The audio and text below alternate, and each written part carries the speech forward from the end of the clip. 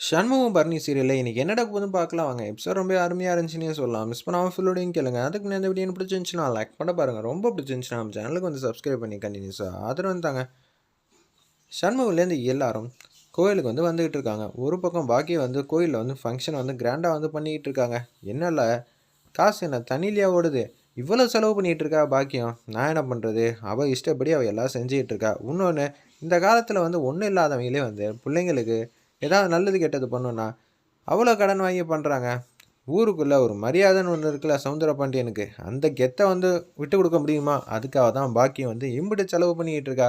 இதெல்லாம் ஒரு விஷயமா அப்படின்னு சொல்லிட்டு இருக்காங்க. அதுவும் கரெக்டு தான், பார்த்து செலவு பண்ணுறா அப்படின்னு சொல்லிட்டு இருக்காங்க. அந்த இடத்துல நம்ம பாண்டியம்மா, அம்மா சீக்கிரமா, எனக்கு ரொம்ப தாமதமாகுது, ஆஃபீஸ்க்கெல்லாம் போகணும் இல்லை அப்படின்னு சொல்லி முத்துப்பாண்டி பேச்ச ஆரம்பிக்கிறாங்க. இந்த தாலி பாக்கியங்கிறது எனக்காக தாண்டா செய்கிறது. உங்கள் அப்பா மேலே மரியாதையாக இருந்தால் பொறுமையாக போய்க்கலாம். எதுவாக இருந்தாலும் அமைதியாக இருந்தோன்னே ஐயர் வந்துடுறாங்க. பூஜைக்கு தேவையான ஜாமான்லாம் வாங்கிட்டு வந்துட்டிங்களா? மஞ்சக்கீரை மட்டும் நானும் எசக்கி வாங்கிட்டு வந்துடுறோன்னு சொல்லிட்டு வாங்கிறதுக்காக வெளியில் போயிட்டுருக்காங்க. ஒரு பக்கம், ஐயா அந்த பொருள்னால் வேலைக்கு எதுவும் ஆபத்து வருமா? இவன் வேறு அதையே ஞாபகப்படுத்திக்கிட்டு இருக்கானே, சும்மானு இருப்பா. நானே கேட்கணும்னு நினச்சேன். இப்போதைக்கு பிரச்சனை இல்லை, இப்போதைக்கு வீட்டில் அந்த பொருள் இருக்குதுன்னு சொல்லி சமாளித்து வச்சுருக்கேன். ஆனால் என்ன பண்ணுறதுன்னு தெரில. திடீர்னு இன்ஸ்பெக்ஷன் அது இதுன்னு வந்துச்சுன்னா அந்த பொருளை கேட்பாங்க. காணாம போச்சுன்னு தெரிஞ்சிச்சு, அப்புறம் அவ்வளோதான். என்ன தூக்கி உள்ளே வச்சாலும் ஆச்சரியப்பத்துக்கு எதுவும் இல்லை. ஐயோ அவ்வளோ சிக்கலாக இருக்கா? அப்போனா போலியான ஒரு பொருளை வாங்கி மேட்ச் பண்ணிட வேண்டியதானே சனின்னு கேட்குறாப்புல அந்த இடத்துல. இதை கேட்டோன்னே, உனக்கு அறிவு இருக்கா, அறிவு இல்லாமல் இருக்கா? உனக்கு புரிகிற மாதிரியே சொல்லிட்டா. கார் என்ன எல்லா காரும் ஒரே மாதிரியா இருக்குது? சேஸ் நம்பர் அது இதுன்னு இருக்குல்ல, அதே மாதிரி இந்த பொருளுக்கும் ஒரு நம்பர் இருக்குது. அந்த பொருளை வாங்கி பார்த்து இருக்கான்னு சொல்ல மாட்டாங்க. அந்த நம்பரும் ரெஜிஸ்டரில் இருக்க நம்பரும் ஒன்றா இருக்கான்னு தான் மேட்ச் பண்ணி பார்ப்பாங்க. அப்படி இருக்கும்போது இதெல்லாம் சாத்தியமே இல்லை. அது மட்டும் இல்லாமல் இது மாதிரி பொருளை நான் வாங்குறது என்ன கத்திரிக்காய் வியாபாரம் நினச்சியா? மார்க்கெட்டுக்கு போனோன்னு 1 கிலோ 2 கிலோன்னு வாங்கிட்டு போட்டு வீட்டில் குழம்பு வைக்கிற மாதிரி என்னையா நினச்சிக்கிட்டு இருக்க? அவனுக்கு தான் ஒன்றும் தெரியாது, கூறு கட்ட பையன். நீ எதுக்கு தேவையில்லாமல் அவன்கிட்டலாம் இவ்வளோ எடுத்து சொல்லிகிட்டு இருக்க? தெரியலப்பா, இன்ஸ்பெக்ஷன் வந்தால் நீ ஆட்டம் அவ்வளோதான்ப்பா, முடிஞ்சிரும்ப்பாங்கிற மாதிரி ரொம்ப வருத்தப்பட்டு இருக்காங்க. அப்போன்னு பார்த்து எஸ்கே ஃபீல் பண்ணி அழுகுறாங்க. எங்கள் அண்ணன் வருவாங்களா? ஒன்றும் புரியலையே. ஏய் ரொம்ப சூப்பராக உங்கள் அண்ணன் மாதம் வரதான் போகிறான், எந்த பிரச்சனையும் இல்லைங்கிற மாதிரி தான் யோசிக்கிறாங்க. அந்த இடத்துல நம்ம பாக்கியம் ஆப்போசிட்டில் சண்முகம் ஒத்துமொத்த ஃபேமிலி வந்தோன்னே, நான் போய் எங்கள் அண்ணனை பார்த்தாகணும். நீ இப்போ போனேன்னு வச்சுக்கேன், என் காரியமே கெட்டுடும். சண்முகம் அப்படியே ரிட்டர்ன் போயிடுவான். இந்த மாதிரி நேரத்தில் யாரும் அழுவாங்களா? அதுவும் தாலி பிடிச்சி கோக்கிற ஃபங்க்ஷன் நடக்க போகுது. என்னால் முடியலையே, எங்கள் அண்ணன் பேச்சை மீறி என்னால் செஞ்ச செயல்னால் எனக்கு ரொம்ப சங்கடமாக தானே இருக்குங்கிற மாதிரி எஸ்கே ஃபீல் பண்ணிகிட்டு இருக்காங்க. எல்லாமே மாறும், மாறாமல் போகாதுங்கிற மாதிரி பாசிட்டிவாக பேசும்போதே பாக்கியத்தோட சதித்திட்டம் எல்லாம் முத்துப்பாண்டி கேங்க்கு ஃபுல்லாக தெரிய போகுது. ஏன்னா அந்த ஜோசியர் வந்துட்டாங்க. என்ன ஜோசியரே எப்படி இருக்கீங்க அப்படின்னு சொல்லி கேட்குறாங்க. அந்த இடத்துல நம்ம சவுந்தரபாண்டியனும், கொளுத்தி போட்டதெல்லாம் செம்மையாக பண்ணிட்ட போல இருக்குது. வீட்டுக்குள்ளே அவ்வளோ வெடியை வச்சுட்டேன். நான் என்ன பண்ணேன்? உங்ககிட்ட தான் என் மனைவி இது மாதிரி தாலி பிடிச்சி கோக்கிற ஃபங்க்ஷன் எப்போ வச்சுக்கலான்னு கேட்டதுக்கு நீ தான் என் ஜாதகத்தில் மிகப்பெரிய கண்டம் இருக்குன்னு சொல்லி ஏக்குப்போக்காக சொல்லிட்டியாமே அப்படின்னு சொல்கிறாங்க. அந்த இடத்துல சவுந்தரபாண்டி, அப்படியெல்லாம் ஒன்றும் இல்லையே, என்ன சொன்னேன் எனக்கு ஒன்றும் புரியலையே, நீங்கள் சொல்லனா வேறு எதுவும் ஜோசியர் சொல்லியிருப்பாரோ? அந்த பரிகாரத்தை ஃபுல்லாக சொல்கிறாங்க. இது மாதிரி கண்டத்துக்கு இந்த மாதிரி பரிகாரம் ஒன்றும் தெரியாத பையன் கூட சொல்ல மாட்டேன். இது செய்கிறது டோட்டல் வேஸ்ட்டு தான். இருந்தாலும் உங்கள் பையனுக்காக நீங்கள் செய்கிறீங்கன்னு மட்டும் பார்த்துக்கங்க அப்படின்னு சொல்லிட்டு போகிறாங்க.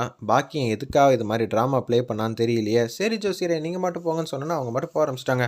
நமக்கு இந்த ரகசியம் தெரியுங்கிற விஷயத்த பாக்கியத்துக்கு தெரியக்கூடாது, பார்த்துக்கங்க. ஏன்பா அம்மா இப்படி பண்ணி வச்சுருக்காங்க. நம்மளை விட பெரிய திட்டம்லாம் அவள் போட்டிருப்பா, என்ன பண்ணியிருப்பா, குடும்பத்தை ஒன்று சேர்க்கணும்னு நினைக்கிறாளோ ஒன்றும் புரியலங்கிற மாதிரி யோசிச்சுட்டு இருக்கப்போ வாசலில் சண்முக குடும்பத்தை பார்த்துட்றாங்க. ஓ, தாலி பிடிச்சி கோக்கிற ஃபங்க்ஷன் நல்லபடியாக நடக்கணும், அதே மாதிரி சண்முகத்தையும் எசைக்கையும் சேர்த்து வைக்கணுமா? இப்போ நான் திட்டம் போடுறேன் சரியா அப்படின்னு சொல்லி ரகசியமாக பேசிகிட்டு இருக்காங்க. சண்முகமும் எசைக்கையும் என்றைக்குமே அவங்க குடும்பத்தோடு நெருங்கி பழகக்கூடாது. இதுவே ரத்னாவை பார்த்தா அக்கான்னு சொல்லக்கூடாது, அதுவே சண்முகத்தை பார்த்தா அண்ணங்கிற பாசமும் வரக்கூடாது. அது மாதிரி சுச்சுவேஷன் நம்ம க்ரியேட் பண்ணிக்கிட்டே இருக்கணும். என்னப்பா அப்படி நடந்தால் என்ன ஆகும்? நீ எசைக்கையை கண்டிச்சான்னு வச்சுக்கேன், சண்முகம் உனக்கு ஆபத்து வச்சுருவான். ஜாதகம் கட்டம் கோளாறு எனக்கு இல்லைடா, உனக்கு தாண்டா முத்துப்பாண்டி. ஏன்னா அடுத்தது இங்கே அதான் நடக்க போகுது அப்படின்னு சொல்லிட்டு சைலண்ட்டாக திட்டத்தை ஷேர் பண்ணுறாங்க. என்ன சொல்கிறாங்கன்னா, எஸ்ஐக்கு முன்னாடி நீ அடி வாங்கணும். என்னப்பா சொல்கிறீங்க? யாருக்கிட்ட? உங்ககிட்டயாப்பா? என்கிட்ட அடி வாங்கினா எஸ்ஐக்கு சந்தோஷம் தான் படுவா, அது கண்டென்ட் இல்லை. சண்முகத்துக்கிட்ட வம்பிழுத்ததுக்கு அப்புறமேட்டுக்கு அடி வாங்கு சண்முகம் முன்னாடி, சரியா? இதை யார் பார்ப்பான்னு பார்த்தா எஸ்ஐக்கு பார்ப்பா. எஸ்ஐக்கு பார்க்கும்போது என் புருஷனை அடிக்க நீ யாருன்னு கேட்டான்னு வச்சுக்கியேன். ஓகே, நம்ம ஜெயிச்சிட்டோம். பாத்தியா எப்போதும் வந்து என் வீட்டு மருமக எங்களுக்கு தான் சப்போர்ட் பண்ணான்னு சொல்லி இதுவே வந்து பிரச்சனையை பண்ணி அவனை துரத்தி விட்டுருவான். இதான் அவங்க திட்டமாக வந்து போட்டிருந்தாங்க அந்த இடத்துல. நம்ம சவுந்தரபாண்டி கேங்கலாம் சரிப்பா அவன்கிட்ட நான் அடி வாங்க நினச்சா தான் கஷ்டமாக இருக்குது. என்னமோ இத்தனை நாளாக அடித்த மாதிரியே வந்து பேசிகிட்டு இருக்காங்க அந்த இடத்துல. முத்துப்பாண்டி சேர்றா எசக்கி பார்க்குறப்ப கண்டிப்பாக வந்து சண்முகத்தை வந்து அடிக்கணும். நீ திருப்பி அடிக்கக்கூடாது. அடித்தேன்னு வச்சுக்கேன் எங்கள் அண்ணனை அடிக்க நீ யாருங்கிற மாதிரி கேட்பா. இதுவே அவன் அடித்தானா பார்த்துக்க மாசாக இருக்கும்ல அப்படின்னு சொல்லி யோசிச்சுட்டு இருக்காங்க அந்த இடத்துல. எல்லா குடும்பமும் ஒத்துமையாக வந்து சேரப்போகுதுண்ணே நீ பார்த்துக்கண்ணே அப்படின்னு சொல்லி பாக்கியமோ அந்த இடத்துல வந்து அவங்க அண்ணன் வைகுண்டத்துக்கிட்டையும் பேசிகிட்டு இருக்காங்க. எல்லாம் நல்லபடியாக நடக்குமான்னு தெரில.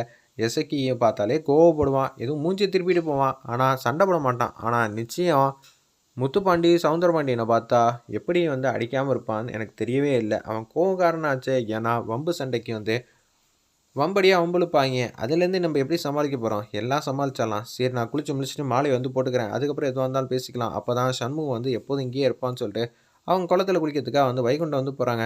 எந்த பிரச்சனையும் இல்லாமல் இங்கே தான் நடக்கணும் அப்படின்னு சொல்லி யோசிச்சுட்டு இருக்கப்ப தங்கச்சிங்க எல்லாத்தையும் வந்து பார்க்குறாங்க. நம்ம எசக்கி அக்காவையும் பார்த்துட்றாங்க. கிட்ட வந்து கட்டி பிடிச்சிக்கிறாங்க. ஏய் நீ இல்லாமல் என்னால் இருக்கவே முடியாதே. செல்லக்கனி நல்லா சாப்பிட்றியா நல்லா படிக்கிறியா அப்படின்னு அன்பா பாசமாக அந்த எசக்கி வந்து பேசுகிறாங்க. நம்மலாம் அழுதா கூட ஒத்துமையாக தானே அழுவோம். ஆனால் இப்போ இருக்கிற சூழ்நிலையை பார்த்தா என் மனசுக்கு வந்து ரொம்ப கஷ்டமாக இருக்குங்கிற மாதிரி ஃபீல் பண்ணுறாங்க. பார்த்தீங்களா உடன் பிறப்பையெல்லாம் ஒன்றா வந்து சேர்ந்துருச்சு. இதில் சண்முகம் வந்து ஃபீல் பண்ணி அந்த கூட்டத்தில் இருந்துட்டான். நம்ம சொல்லி முடிஞ்சிருச்சுனே சொல்லிடலாம். ஏகப்பட்ட சண்டையும் சச்சரவும் இனிமேட்டு தாண்டா ஆரம்பமாக வரும். நம்ம தாண்டா உஷாராக வந்து ஒட்டுமொத்த குடும்பத்தையும் விலக்கியே வச்சுருக்கிறோம். அதுக்கு தான் இப்போ சொல்லியிருக்கிற விஷயத்தை செயல்படுத்தணுங்கிற மாதிரி அந்த இடத்துல வந்து பேச்ச ஆரம்பிக்கிறாங்க. நம்ம சவுந்தரபாண்டி ஆமாப்பா நீ சொன்னதெல்லாம் இப்போ தான்ப்பா புரியுது. இவங்க எல்லாம் ஒத்துமையாக இருக்கிறத பார்த்தாலே எனக்கு பிடிக்கலையே. இதுவே மொத்த குடும்பம் வந்து ஒன்றா சேர்ந்து எசைக்க மாட்டோம். நம்ம வீட்டுக்கும் அந்த வீட்டுக்கும் போயிட்டு போயிட்டு வந்தானா ரொம்பவே கஷ்டமாயிடும். நினச்சி பாரு அவ்வளோதான் என்னால் தாங்க முடியலப்பா ஏதாவது பண்ணி தான் ஆகணுங்கிற மாதிரி அதிரடியே வந்து யோசிக்கிற மாதிரி காட்டுறாங்க. வெயிட் பண்ணி பார்ப்போம் சவுந்தரபாண்டி திட்டம் வந்து நடக்குமா இல்லை சண்முகம் வந்து ப்ரில்லியண்ட்டாக சமாளிச்சிருவாங்க.